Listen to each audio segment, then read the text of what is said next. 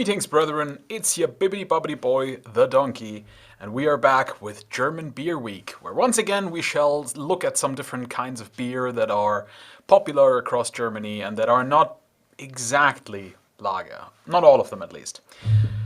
So today, we shall be talking about a kind of beer that is really only popular in one area of Germany, and that is around the city of Cologne in Germany.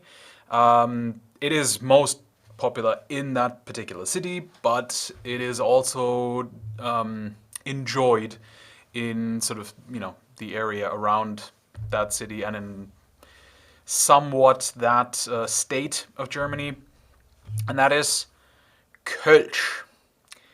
Now I'm going to be honest, I have not had Koelsch in probably almost 20 years. So I don't even necessarily remember what I didn't like about it, but I remember not being a big fan. So I can't really I can't tell you if this is a good Kölsch or if it's a bad Kölsch. It's the only Kölsch I could get locally, okay? If I had gotten to the big import market, I might have been able to get other kinds. But, I mean, again, it wouldn't really help me because I don't know much about, what makes a Kölsch good. So what is the difference between this? Because as you'll see, it will look very, very similar to the pale lagers or pilsners. What makes it different? Haha! Remember how I talked in the pale lager video about North Germany preferring top fermentation yeast and, lager beers being done with a bottom fermentation yeast. This is done with a top fermentation yeast, so that makes it different. I don't know exactly enough about the brewing process to really tell you exactly how that impacts the flavor. I just know that it does taste different. So let's have a look at it. It is only a small bottle, so I have my half-pint glass, and I hope that'll be enough. Usually this is served in these really tall, thin glasses. But I don't have those, and I'm not going to buy one just to, drink one Kölsch in a video. Ooh. Oh, we're close. We're close.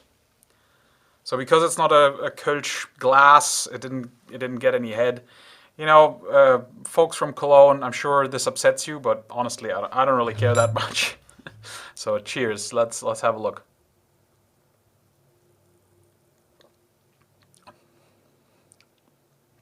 Okay. All right. Yeah, I remember again. So the reason I do not like this is because it reminds me very much of the kind of beer that Heineken is, where it's kind of a lager-ish. Flavor-wise, it goes very much in that direction, but it has that more sour note, so there's not as much of a bitter note as you would get in a Pilsner. There's not as much of that just really pleasant, smooth savoriness that you get from a pale lager. This is more sort of going toward, there's some bitterness to it. There's very, very little of a savory note, and much, much more trending toward sour.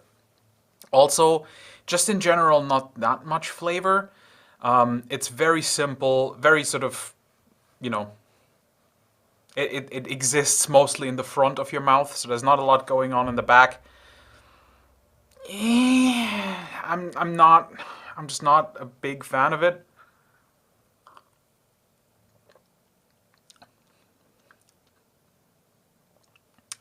Yeah, upon re-drinking, there is a little bit of a bitter note that builds.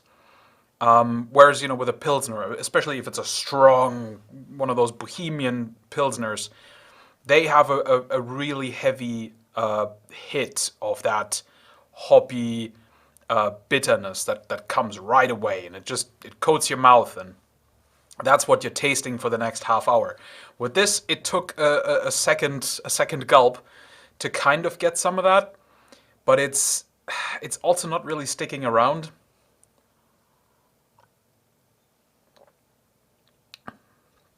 The other thing is I'll say is that it isn't overly carbureted, but the carburation that it does have is quite aggressive. So it doesn't really, it's not sort of a refreshing carburation, at least in my opinion. It feels more just sort of aggressive. It sort of, it prickles on the tongue and then it's kind of over immediately, which I find kind of unsatisfying. That's why I'm saying it kind of reminds me in that regard of Heineken, which kind of feels like that as well. And I haven't researched this, but I'm pretty sure Heineken is probably also a top fermentation yeast because it's just, I don't know, that's how it was done since the dawn of time. So um, yeah, I don't know. I'm never going to be a Koelsch drinker. I mean, this is, now that I've had it, this is kind of how I remember Koelsch, where it's just kind of a bit more sour and just unsatisfying for me. Um, but it is definitely a different kind of beer. So I think for someone who isn't super into all the differences between small categories of beers, I don't think this would make too much of a difference to you.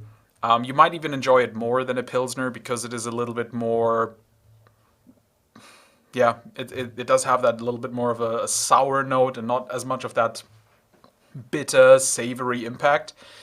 Um, but if you're someone who drinks a lot of beer and you love trying different beers, like myself, it's worth having a go and trying it out because there is a difference, but it's just not that pronounced.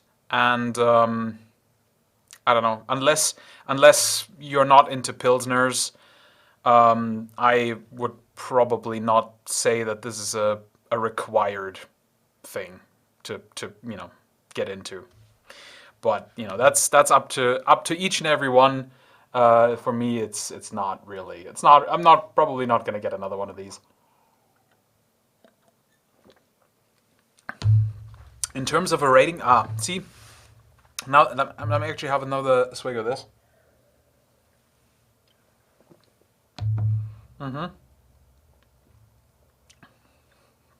Yeah. So, um, very unpleasant on the chug because it's one of those beers that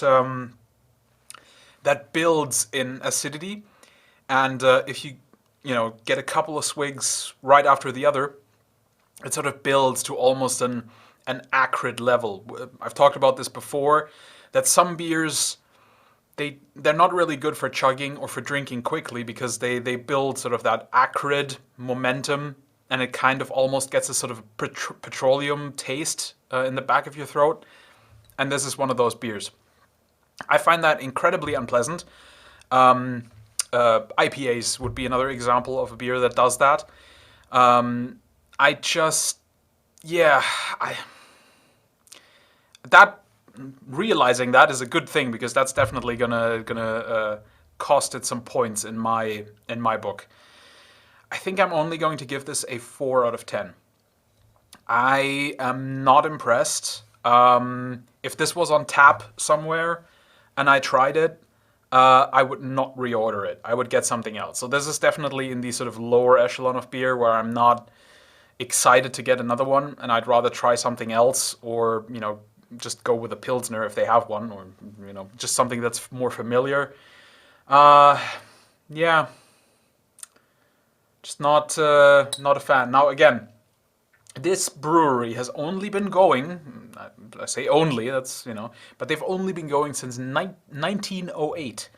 So in terms of German breweries, that's not particularly old. I mean, it's still over 100 years, but I'm just saying. Some of the other beers that I've already shown, they were from 18 something, 17 something. Right, so definitely not